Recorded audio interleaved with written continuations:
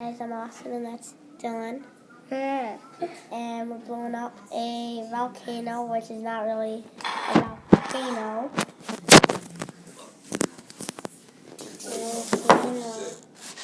Dylan's got snot ragging out. That looks real good for video, guys. I know, right? I don't know if you guys can see it. But I need you to see this. So we got this.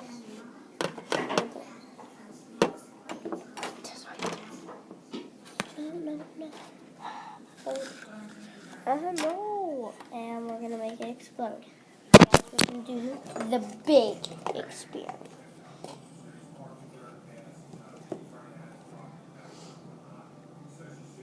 Not a baking soda. Then we're going to put a cup of vinegar. Hold it. And that would be my assistant, Dylan. Can you see it? Let's see here. And let's do the vinegar. We don't want to pour from this huge thing, so we're pouring it into something small, which you guys should do if you ever try this. So I was pulling my pants up. Oh, yay! And this is the big blow machine. And then, hope you guys like this video. And I hope I can get another one soon. So let's do this.